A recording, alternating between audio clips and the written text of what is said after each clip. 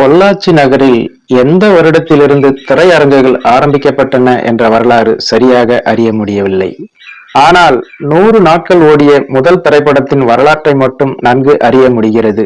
100 நாட்கள் மட்டுமல்ல, அதையும் தாண்டி 128 நாட்கள் ஓடிய முதல் திரைப்படம் நடிகர் திலகம் சிவாஜி கணேசன் நடித்த திரிசூலம் என்ற திரைப்படம்.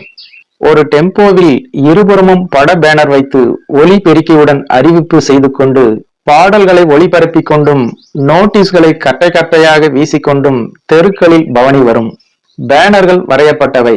அப்போதெல்லாம் கை தூரிகைகளால் வரையப்பட்ட பேனர்கள் தானே.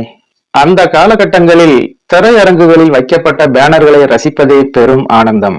அன்று ரசித்ததில் கால்வாசி கூட இன்று வைக்கப்படும் பிளெக்ஸ் பேனர்களை ரசிக்க முடிவதில்லையே. வரையப்பட்ட பேனர்களின் அழகை பார்த்து கொண்டே இருக்கலாம். குறிப்பாக சினி ஆர்ட்ஸ் வரையும் விளம்பரங்கள் தத்ரூபமாக இருக்கும். 50 நாள், 75 நாள், 100வது நாள் என படம் நாட்களை தாண்டும் போது அந்த டெம்போ விளம்பர வாகனம் வந்ததுண்டு. சிவாஜியின் திரிசூலம் என்ற திரைப்படத்திற்குத்தான் அந்த டெம்போ விளம்பரத்தை நம்மால் பார்க்க முடிந்தது.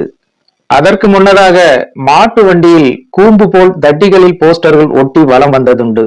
திரிசூலம் என்ற திரைப்படம் தமிழ்நாட்டின் மாபெரும் பாக்ஸ் ஆபீஸ் கலெக்ஷன் திரைப்படமாகும். அதனால்தான் என்னவோ அந்த டெம்போ விளம்பரம். அந்த டெம்போ வந்து நின்றதும் நோட்டீஸ்கள் விநியோகம் செய்யப்படும். அந்த நோட்டீஸ்களை வாங்க ஒரு பெரிய கூட்டமே சேரும். அந்த நோட்டீஸ்களை முண்டியடித்து வாங்குவதில் பெரும் கலேபரமே நடக்கும். முதலில் அந்த நோட்டீஸை வாங்கியவன் போட்டியில் ஜெயிச்சது போல் நடப்பான். அந்த நோட்டீஸ்களை எவ்வளவு வாங்க முடியுமோ அவ்வளவு தடவை முயற்சிகள் நடக்கும். திரிசூலம் என்ற இந்த திரைப்படம் 125 நாட்களை தாண்டியும் நல்ல வசூலுடன் ஓடிக்கொண்டிருந்தது. பொள்ளாச்சி என்பது ஒரு சிறு நகரம்தான். அந்த நகரத்தில் 100 நாட்கள் என்பதே மலைக்க வைத்த சாதனை. வரும் படங்களுக்கு வழிவிட்டு கௌரவமாக எடுக்கப்பட்டு விட்டது திரிசூலம் என்ற திரைப்படம்.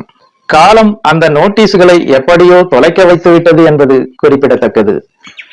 ஓகே ஃப்ரெண்ட்ஸ், இந்த ஒரு சுவாரஸ்யமான தகவல் உங்களுக்கு பிடித்திருக்கும் என நம்புகிறேன். மேலும் இது போன்ற பல சுவாரஸ்யமான தகவல்களை பற்றி தெரிந்து கொள்ள நம்முடைய சேனலுக்கு உடனே ஒரு லைக் போட்டு சப்ஸ்கிரைப் பண்ணி சப்போர்ட் பண்ணுங்க. நன்றி, வணக்கம்.